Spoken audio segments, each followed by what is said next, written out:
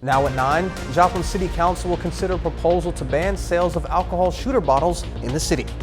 Plus, police in Kansas City investigate the death of a baby whose body was found in the woods over the weekend. And President Biden and top congressional lawmakers are set to meet again on Tuesday as they try to strike a deal over the debt limit. I'm Madla Rivera in Washington, and I'll have the latest on the negotiations coming up. The 4 states' most watched news starts now. Thank you for joining us tonight. I'm Jalen Banks. The Joplin City Council rejected a proposal to ban sales of miniature shooter bottles of alcohol in the city. These bottles are commonly used for selling alcohol in quantities of 100 milliliters or less. Supporters of the proposal say the bottles contribute heavily to the city's litter problem, but opponents argued a ban would be unfair and would hurt the city's sales tax revenue. The council seemed to agree as it failed by a vote of 6-3. Police are investigating the death of a young baby after a body was discovered in a wooded area in Kansas City, Missouri. Someone passing by the area noticed the body and alerted police over the weekend. Investigators believe the body had been in the woods for a while. A medical examiner will conduct an autopsy to determine how the baby passed. Police are treating this case right now as a death investigation. And now to weather, Chief Meteorologist Doug Heddy joins us. Well, again, another wet one for us today. We've had on and off showers and thunderstorms for several days now, which is good.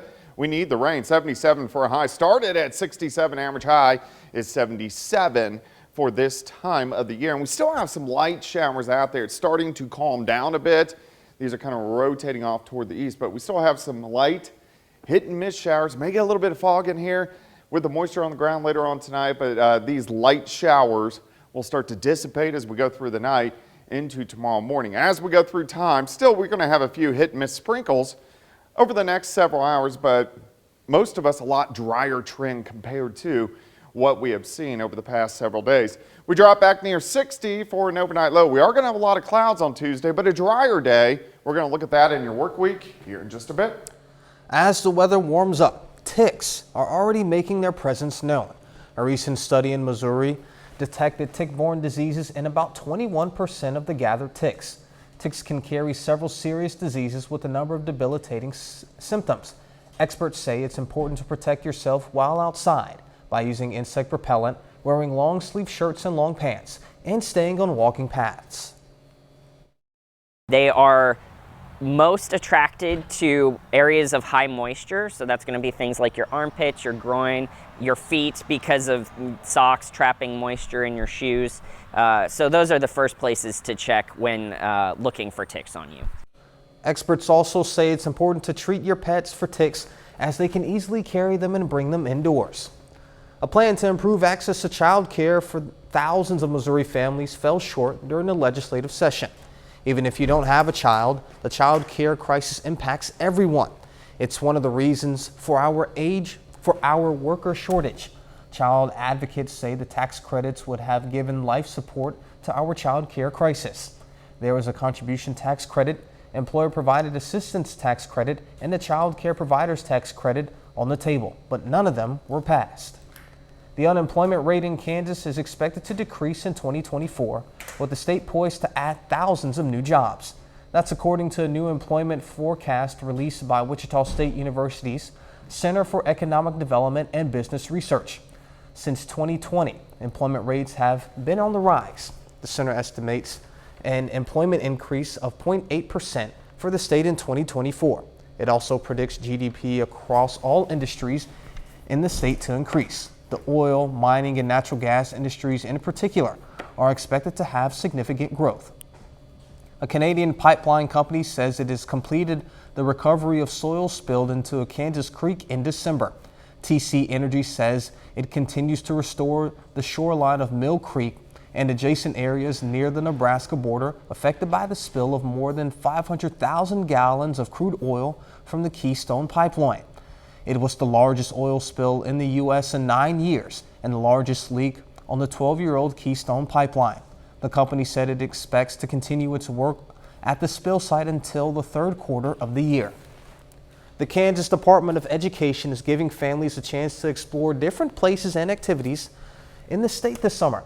The Sunflower Summer app gives families free tickets to places like museums, zoos, historic landmarks, and more.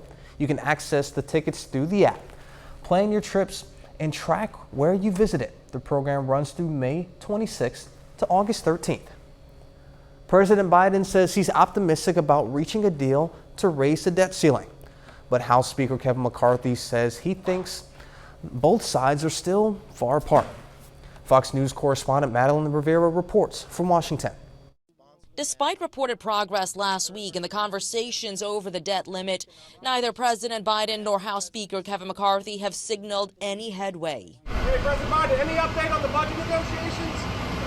I appreciate the president finally willing to talk after 97 days, but there is no movement. President Biden and top congressional lawmakers are set to meet again on Tuesday, with about 2 weeks left to avoid a disastrous debt default.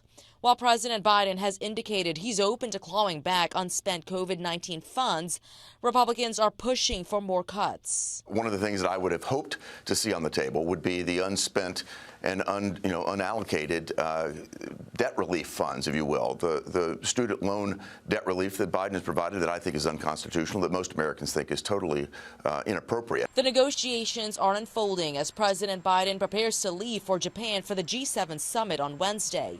As of now, the White House says the president is still sticking to schedule, regardless of the status of the talks. We'll get an opportunity to showcase the unity of the G7 on some major issues facing the entire world. But the pressure is building, with one political expert warning the country is the closest it's ever been to defaulting on its debt for the first time. I think it's such a grave situation because the factors that would lead to an agreement are so high. The obstacles are so great. There are still a few areas where compromise can be made to ultimately reach an agreement, preventing default on the nation's $31.4 trillion debt. In Washington, Madeline Rivera, Fox News. Coming up, we'll hear from some health experts on how to avoid retirement depression. Most people look forward to retirement, but it can also be a hard time, filled with significant life changes. Some research suggests the loss of one's role and routine can even lead to depression. I think we have this societal expectation that when you retire, you kick back on a beach somewhere with a drink in hand. For some, that may be the case. For others, retirement can be life-changing and not always in a good way. You think about our careers, our jobs, it provides us structure. It provides us, for many of us, purpose and a sense of identity. Geriatric psychiatrist Ashley Sebler with Ohio State University's Wexner Medical Center says many people struggle in retirement trying to figure out who they are without their career. She says this can lead to symptoms of depression that may not be recognized. Symptoms of depression can include cognitive changes. So memory issues can be a symptom of depression. Indecision. Physical symptoms like chronic pain can flare up when someone's depressed. They can have digestive issues or headaches. To lower risk of retirement-related depression, Subler says it's critical to maintain a healthy routine, go to bed and wake up at the same times, limit alcohol, eat balanced meals throughout the day, continue being social, and get involved. Filling your time with other things that you find meaningful and bring you joy and bring you purpose. That can be volunteer work. I know lots of people choose to take on less strenuous part-time jobs in their retirement. A new study finds eating 5 pieces of fruit and vegetables daily can be as good for your health as taking 4,000 steps. Scientists measured the oxygen levels of more than 2,300 participants who had to run and walk on a treadmill. The participants also answered questions about their food habits over the past year.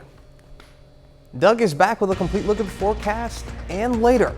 It's opening day for high school softball playoffs in Kansas. We'll have highlights from Girard's matchup against Caney Valley.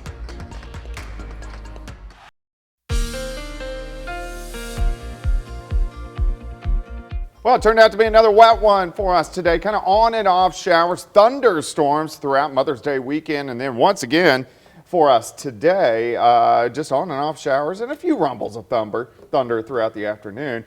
It is still wet, which you can see on our Indigo Sky Casino and Resort. Of course, Indigo is just outside of Seneca, Missouri. All right, rainfall amounts today, almost 3/4 of an inch. Pretty good. For the month, we're doing good. Almost 4 inches of rain. We're above average for May. We're still below average for the year, mainly due to April. April was so dry across the region. You can still see these light showers working through. The heaviest now is pushing off toward the east, but we are going to continue to have these light showers on and off, drizzle as we go through the overnight hours tonight. A little bit heavier once you get down through Delaware County, parts of McDonald, and also Benton County. May get a little bit of fog in here too as well as the winds start to back down just a little bit. But you can see these light showers through Cherokee County, Ottawa County, just kind of hit and miss, drizzle, light showers sticking around as we go through the overnight hours for us tonight. But this whole wave is pulling out of here, so we're going to see overall drying trend over the next few days. All right, look at rainfall amounts past 2 days. A lot of areas along and south of I-44, upwards of 3 inches of rain. So where you see the yellows and the orange, 3 inches of rain, but at least widespread moderate rain over the past couple days, which we definitely need.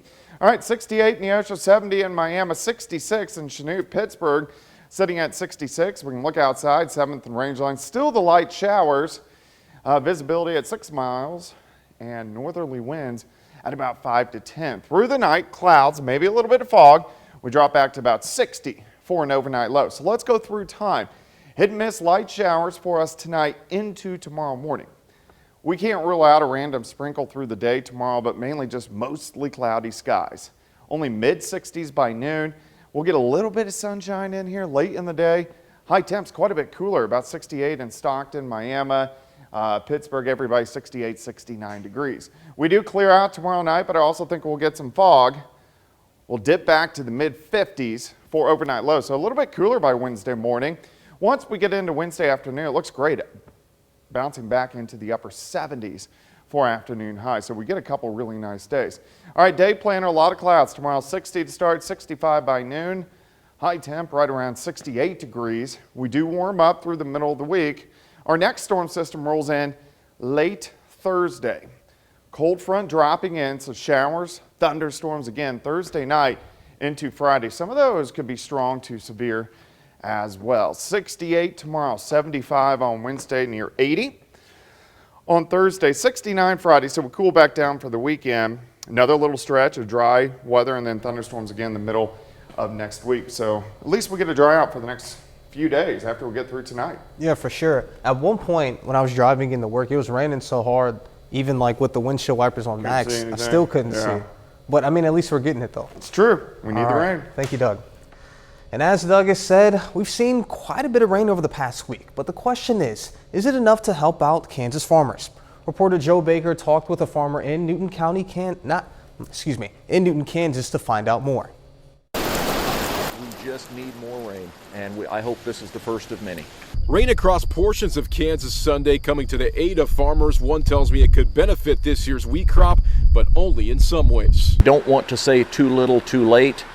It will help the heads fill. It will make the test weight of the grain better. The rain coming down hard in parts of Kansas. Newton farmer Steve McLeod says it's a welcoming sight for the fall crops. The corn, the grain sorghum, the soybeans that have been planted and are just now growing, this will give them a tremendous boost. This will give them a great start, and hopefully it's just the start of many more nice rains like today. But the wheat crop? I think the wheat is pretty much what it's going to be. This will help as it fills, as it matures, as it ripens. But as far as drastically increasing yield, I'm afraid that ship has sailed. And with the harvest just weeks away, we're just hoping that we can harvest something. It's going to be very, very short as far as stature. It's not very tall. It's going to be a challenging harvest, and that always makes it worse when you're not harvesting very many bushels. Steve anticipates the wheat harvest will happen in the 2nd or 3rd week of June. And coming up, more technology at airport security. New security measures could be coming to an airport near you. I'm Lauren Blanchard with a look at why some TSA checkpoints are using facial recognition technology. That's coming right up. Memorial Day weekend is shaping up to be a busy travel time. AAA expects more than 42 million Americans to travel 50 miles or more from home over the holiday weekend. Airports will be busier than they were back in 2019. Air travel is expected to be up by 11% over last year. with 3.4 million people expected to fly over the holiday weekend. A new security tool could help make airports safer. Fox News correspondent Lauren Blanchard takes a look at a facial recognition technology that you could encounter before your next flight. Your next journey through airport security could feel more like a photo shoot. That's because the Transportation Safety Administration is rolling out new facial recognition technology at a number of its checkpoints across the country. What we are trying to do with this is aid the officers to actually determine that you are who you say you are. Passengers start by scanning their license, ID card, or passport. A camera on the device then takes their photo, and the software does the rest, analyzing the images to ensure the person's picture on the scanner matches the one on their ID. The technology is currently being used in 16 airports, including ones in Atlanta, Boston, Dallas, Los Angeles, Miami, and more. But for those concerned about privacy, TSA says, once all that photograph is taken and the match is made, your ID scan as well as your live photo is deleted upon match. Still, privacy advocates are calling for measures to prevent the tool from being used for anything other than ID checks in the future. And while participation in the facial scans is optional, people who decide not to use it make sure that they're not impacted negatively with extremely long lines or wait process to get through a security checkpoint. Meanwhile, with Memorial Day marking the unofficial start to summer, your odds of seeing a facial scanner in the coming months is high, with the U.S. Travel Association predicting leisure travel this summer will break records. TSA hopes to increase the amount of scanners at its checkpoints by the end of this year. Lauren Blanchard, Fox News. Up next, this vehicle break-in has an unusual suspect. We'll learn about the investigation into this four-legged criminal. We see break-ins happen far too often, where items are taken from their rightful owners. However, this break-in in Colorado has a unique perpetrator, a black bear. The video shows the animal casually approaching the parked truck and opening the back door, later proceeding to check inside the back seat of the vehicle. The bear seemed to want to take the cooler in the back, but it fell to the ground. But this didn't stop the animal because the bear used it as a tool to ultimately grab a bag that seemed to have caught his eye. 31 minutes of news, weather, and sports coming your way. Coming up, we'll learn why the president of Pitt State is on a mission to bike across the state of Kansas. Plus, some Southwest Missouri students make a donation of pop tabs they've been collecting all year. Pitt State's president is on a mission to bike across the state of Kansas. Dan Shipp was greeted this morning by junior high and elementary students in Frontenac on his way to Fort Scott. He will be burning rubber across the Sunflower State on a 12-day trip. Shipp and his caravan will stop in cities along the way and will host alumni, donors, potential students, and partners, including community college presidents and other fans at evening events. The goal is to meet guerrillas across the state and to secure funding for scholarships for students. First grade students in Anderson, Missouri have been collecting pop tabs from aluminum cans all year. And today they delivered their collection to the Ronald McDonald House of the Four States. The class's teacher, Mrs. Bradley, has been having her students collect pop tabs for the Ronald McDonald House for several years. This was the first year her class got a tour of the facility to see how it impacts families in need. We had a family that came through Anderson Elementary that spent a lot of time here, and we made a cookbook and we started collecting tabs just as a way to help support that family after knowing that they were started Natalie's life here. Ronald McDonald House officials say their recycling program has raised more than $35,000 since 1997. The Diamond, Missouri School District's Special Education Department is selling off some surplus equipment. The items include foam play area, swings, a ball pit, and a sensory stimulation kit. Bidding for the items will open on Wednesday at 3 p.m., with winners being notified on Thursday. You can view the items in person at the school during regular business hours, or you can find the link to the pictures on them on our website at KOAMnewsnow.com. The Fort Scott Public Library is getting ready for its summer reading programs. The library will be hosting its second annual Library Con event in June. It's a chance for families to hang out at the library, meet local authors, play some games, and even meet cosplayers dressed up as their favorite characters. Officials say events like these are a great way to keep kids engaged over the summer.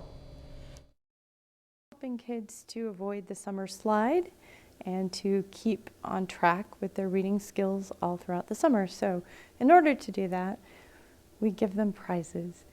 We also have a virtual program so parents can sign their kids up online. They can log all their reading online, come pick up their prizes at the library. The Library Con will be June 17th from 10 a.m. to 1 p.m.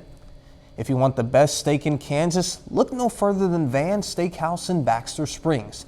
At least that's according to the website Mashed. They compiled a list of the best steakhouse in every state. Van's Steakhouse was chosen for Kansas based on research on reviews, accolades, and recommendations from various sources. The State Department is warning of troubling trends regarding religious freedom around the world. Fox News Chief Washington correspondent Mike Emanuel has more. When we promote religious freedom, we also promote freedom of expression. Secretary of State Antony Blinken unveiling this year's International Religious Freedom Report, warning of troubling trends emerging in some global hotspots. Christians remaining under attack in many countries, including China, where a crackdown intensified this year. The department also sounding the alarm on attacks against Catholics in Nicaragua and Montenegro. And in Russia, church leaders who took part in resisting the invasion of Ukraine have faced arrest and imprisonment. Brave people of faith in Russia who dare to speak against its brutal war against Ukraine are targeted for repression. The report also highlighting the repression of religious movements that are tied into civil rights, including in Iran, where violent protests took place after the death of a young woman in the custody of morality police, and Burma, which has been heavily criticized for an ongoing repression of Muslims. They criminalize religious expression and justify discrimination and harassment against members of minority religious groups or others who do not conform with the dictates of the approved theology. The report also serving as a call to action, the State Department vowing to step up its engagement with religious minorities around the world. We defend the right to believe or to not believe, not only because it's the right thing to do, but also because of the extraordinary good that people of faith can do in our societies. Earlier this month, the U.S. Commission on International Religious Freedom named North Korea as the country where Christians faced the most severe repression. In Washington, Mike Emanuel, Fox News. A bit later, how AI technology is changing online dating and how you could get scammed from it.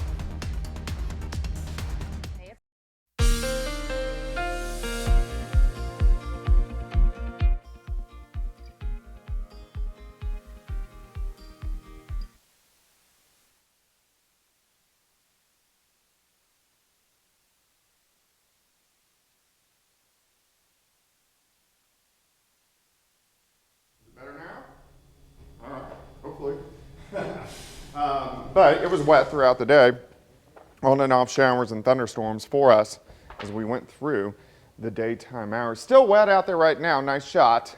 Indigo Sky Casino and Resort. Indigo is just outside of Seneca, Missouri. All right, look at our rain stats. So for May, we're actually above normal, which is great because we were the third driest April on record.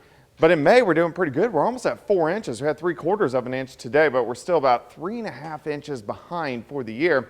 You can see these showers rotating through.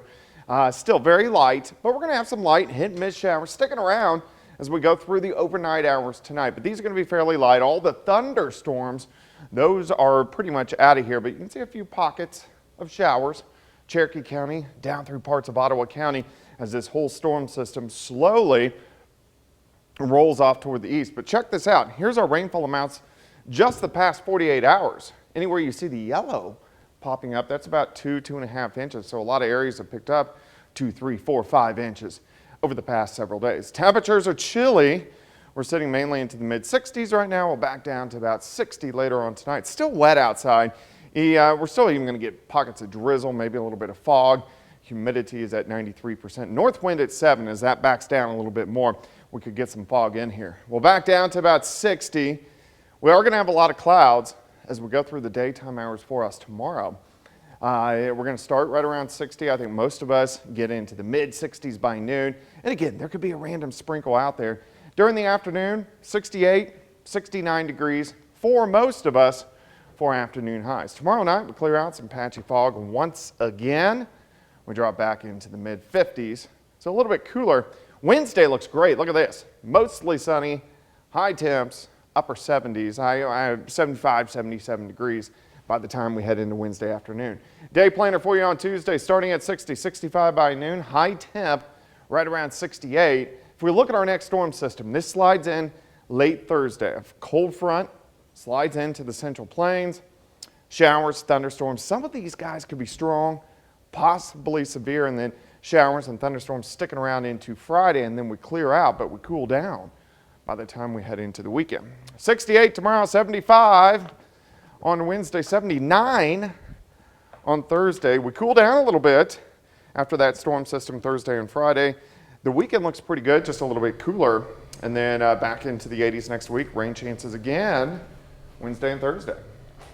I mean, it's been really warm as of late, so getting down into the 50s might be a pleasant. A little cool. Yeah, I'm looking forward to that. All right, thank you, Doug. Yep.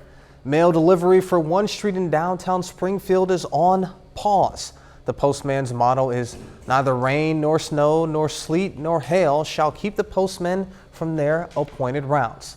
But Biscuit can. Reporter Elizabeth Van Mitri has more. We did nothing to deserve this. This quiet street on South Market Avenue has a big problem. The mailman is no longer delivering mail. Neighbors like Stevan Jackson haven't got anything in the mail for more than a month. It's causing a problem because I had 2 bills that was behind, and I didn't know it because I was waiting on the letters to come in the mail. I know that this is a huge inconvenience for people that do not have a car. And my insurance company said that they was going to hold my meds until we got the situation solved. The big reason the mail service will no longer deliver on the street is rather small, at least in size. Vicious dog in our neighborhood. Meet Biscuit. The postman here had a run-in with Biscuit a month ago. Neighbors say he's not a threat. Somebody that obviously does not know Biscuit. Neighbors say he's a sweet dog who loves scratches and barking. The postman said that Biscuit was sick on him, so he pepper sprayed him. This is something that is basically a city code that, animals need to be restrained and whatnot, but I think there was some overreaction on probably the part of the carrier. Mark Inglet, a spokesperson for the USPS, spoke in general about their procedures. Basically, our protocol is this: if there's a dog loose and there's any risk of a dog bite or injury to the carrier, we notify the owner. Biscuit's owner, who declines an on-camera interview, said he did get a letter, but he didn't realize the whole street would be impacted. Neighbors just don't understand why the whole street is being punished because of this one small pooch. Deliver right on next street, right here. We watch him deliver mail. He sits on the side of my house every lunch break, but he can't deliver my mail to my house. Coming up in sports, the Pittsburgh High School girls soccer team prepares to host a regional match for the first time in program history. Plus, the Girard Trojans hit the field against Caney Valley in the first round of the regional playoffs. Jacob Leonard has those highlights and more next.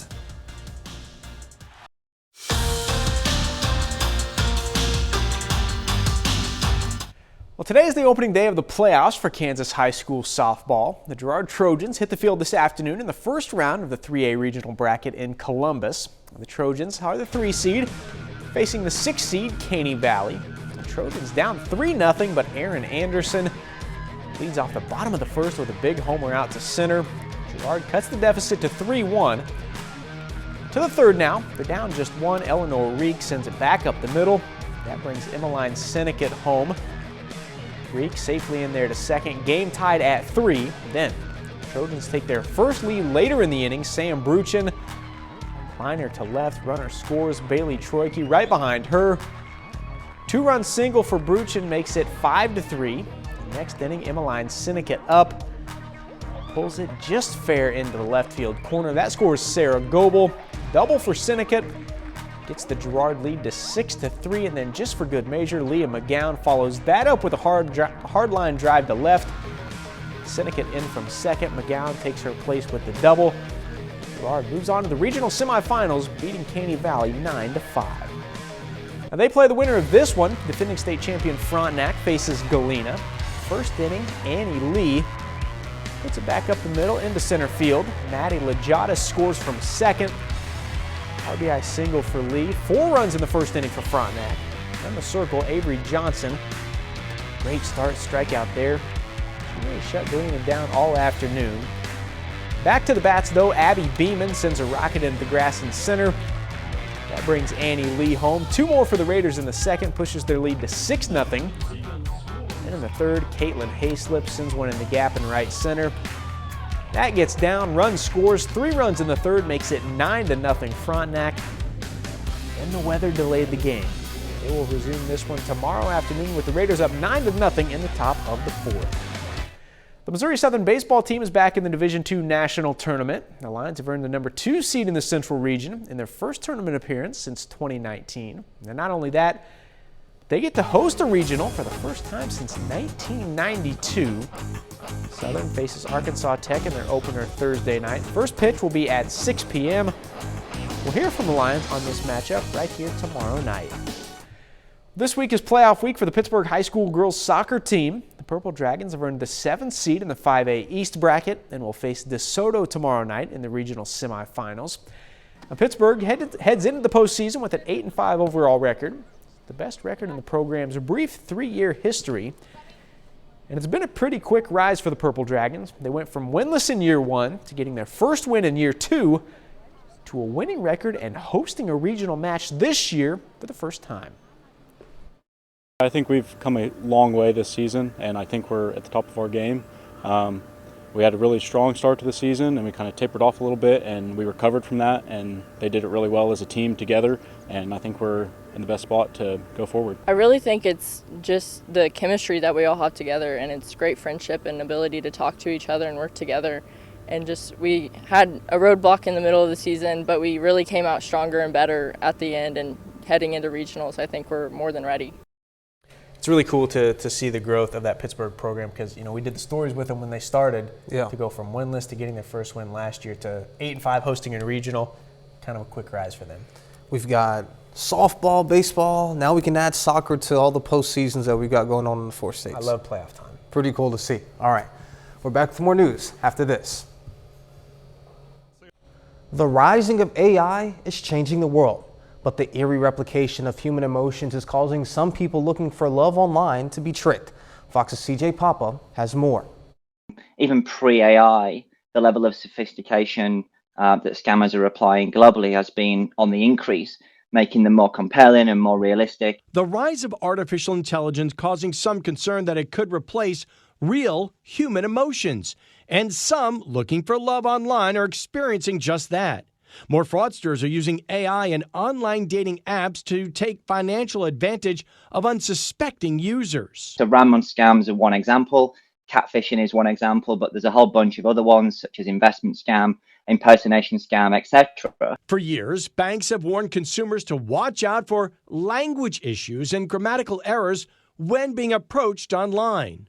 Tools like ChatGPT now mean that scammers have immediate access to language validation and thus a more convincing way to interact with the victim. ChatGPT is also being used by fraudsters to create bogus dating profiles. So you can very easily ask a tool like ChatGPT to write from different perspectives, create different profiles, and then you can ask it to continue to write from those perspectives as you generate messages to then pass on to victims. Victims of online dating scams have reported sending more money to romance scammers using cryptocurrency and bank wires than any other method. Together, they account for more than 60% of reported losses to romance scams.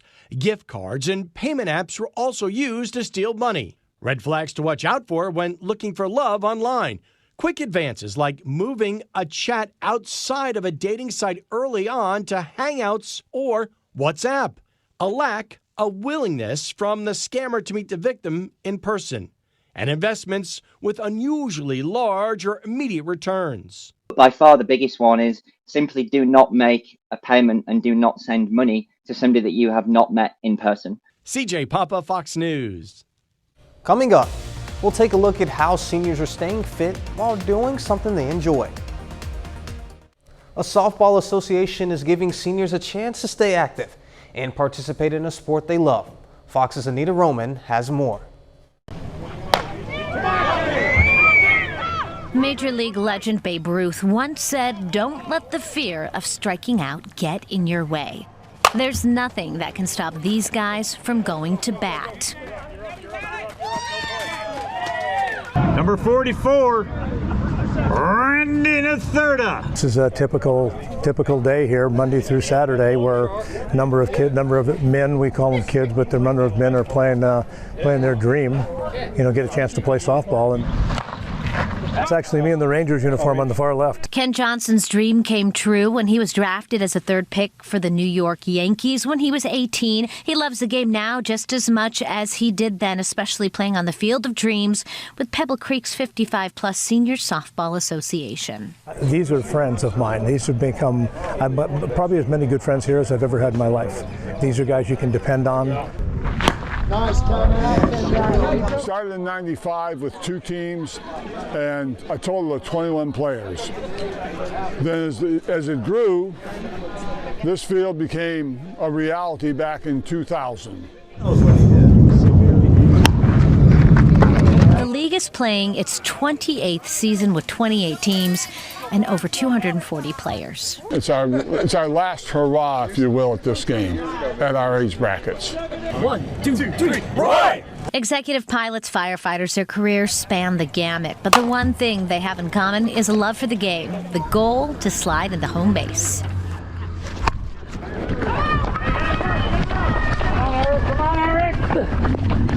They're just people we all have the same goals, stay alive, have fun, enjoy life for what it really is.